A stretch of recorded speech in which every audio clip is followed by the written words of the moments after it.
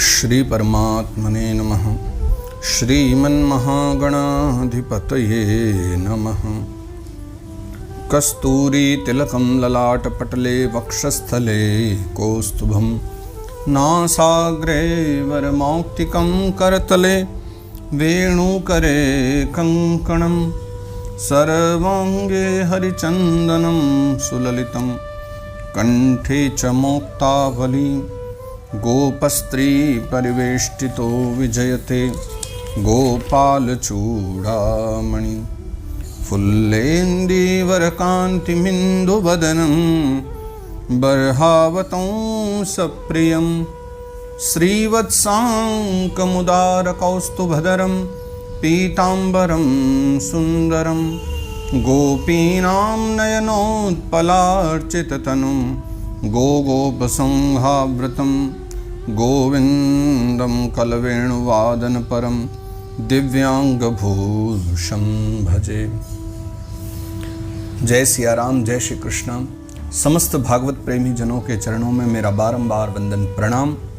हमारी भागवत यात्रा को करते हुए आज हम लोग तृतीय स्कंद के विश्राम तक पहुँचे हैं, क्योंकि आज 33वां अध्याय शुभारंभ हो रहा है तृतीय स्कंद का, और ये अंतिम अध्याय है और इसके बाद तृतीय स्कंद विश्राम होगा।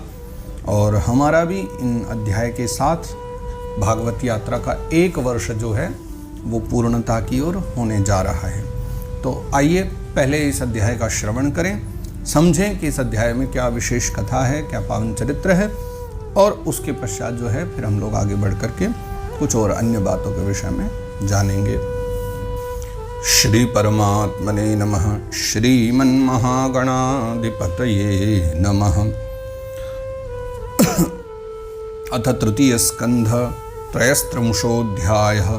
मैत्रेय उवाच एवं निशम्य कपिलस्य वचो जनित्री सा कर्दमस्य दयिता किल देवहूतिः विस्रस्तमोहपटला तमभिप्रणम्य तुष्टाव तत्व विषयांकित सिद्धिभूमि।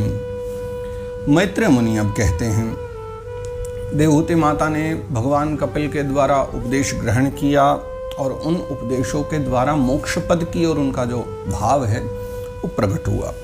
तो मैत्रेय मुनि विदुर जी को कथा श्रवण कराते हुए वही बात कह रहे हैं कि एवं निशम्य कपिलस्य वचो जनित्री, भगवान कपिल के वह जो वचन हैं वो सुन करके कर्दम जी की प्रिय पत्नी और कपिल जी की जो माँ हैं वो क्या हुआ कि सा कर्दमस्य दयिता किल देवहूति, वह कर्दम जी की धर्मपत्नी देवहूति विस्रस्तमोह पटला, उनके जो मोह के पटल या ये कहें मोह का जो पर्दा था वो खत्म हो गया, यानी फट गया। और फिर क्या हुआ, तुष्टाव तत्व विषयांकित सिद्धि भूमि, तत्व प्रतिपादक सांख्य शास्त्र के ज्ञान की आधार भूमि जो भगवान कपिल हैं, यानी सांख्य शास्त्र जो प्रकट हो रहा है वो कहाँ से, उसका आधार क्या है, कपिल भगवान। तो कपिल भगवान को जो है वो प्रणाम करती हैं कपिल देवहूति माता अपने ही पुत्र को। पर अब ये पुत्र और माता का संबंध नहीं है, यहाँ गुरु शिष्या का संबंध है। तो भगवान कपिल को प्रणाम करती हैं, सारे मोह के पर्दे फट गए हैं, ज्ञान का जो है प्रकाश हो गया, अज्ञान का अंधकार मिट गया। तब जो है वो तम अभिप्रणम्य, उनको प्रणाम करके और उनकी स्तुति करने लगती हैं। देवहूतिरुवाच, माँ देवहूति कह रही अथाप्यजोन्तः सलिले शयानं भूतेन्द्रियार्थात्ममयं वपुस्ते गुणप्रवाहं सदशेष बीजं दध्यौ स्वयं यज्जठराब्जजातः। माँ देवहूति कह रही हैं भगवान कपिल से कि हे प्रभु,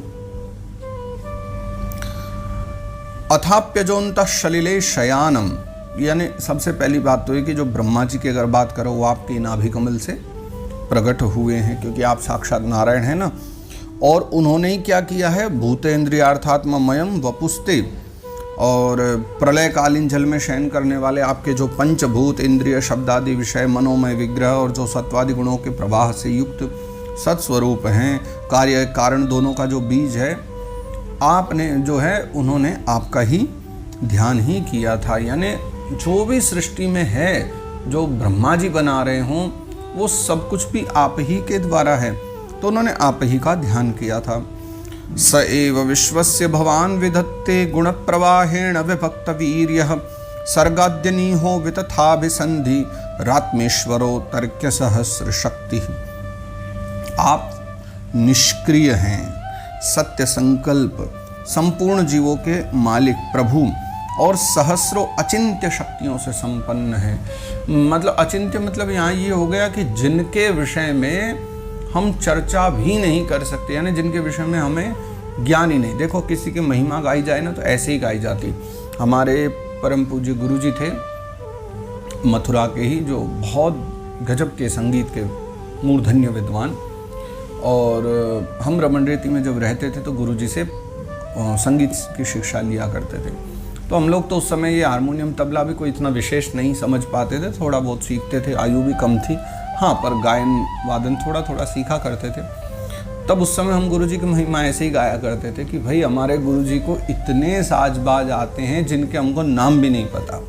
वस्तुतः गुरुजी के पास ऐसे ऐसे वाद्य थे और ऐसे ऐसे गुरुजी वाद्य बजाना जानते थे, सभी प्रकार के वाद्य बजाते जिनके विषय में हमको कोई ज्ञान भी नहीं था। तो हमारे लिए वो बहुत बड़ी महिमा हो गई।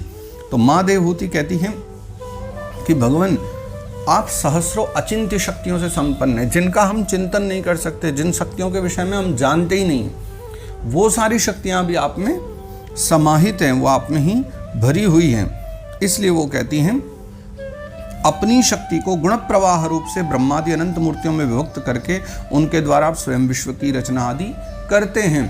मतलब आपकी वही जो अचिंत्य शक्तियां हैं उनमें से आपने थोड़ी शक्ति ब्रह्मा जी को दे दी, वो सृष्टि रचने लगे, थोड़ी इंद्र को दे दी, वो वर्षा करने लग गए, थोड़ी काल को दे दी, वो सबको ग्रसने लग गए, वायु को दे दी, वो चारों तरफ विचरण करने लगे, अग्नि को थोड़ी सी आपने शक्ति दे दी तो उसमें दायिका शक्ति प्रकट हो गई।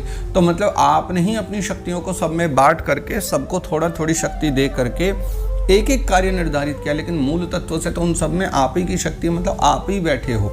तो चाहे वो अग्नि, यम, वरुण, कुबेर, इंद्र, अश्विनी कुमार कोई भी हो, सबके भीतर आप ही हो, सारे विश्व की रचना आदि आप ही करते हो। आत्मेश्वरो तर्क्य सहस्र शक्ति ही, वह हजारों शक्तियाँ सब आप ही की हैं।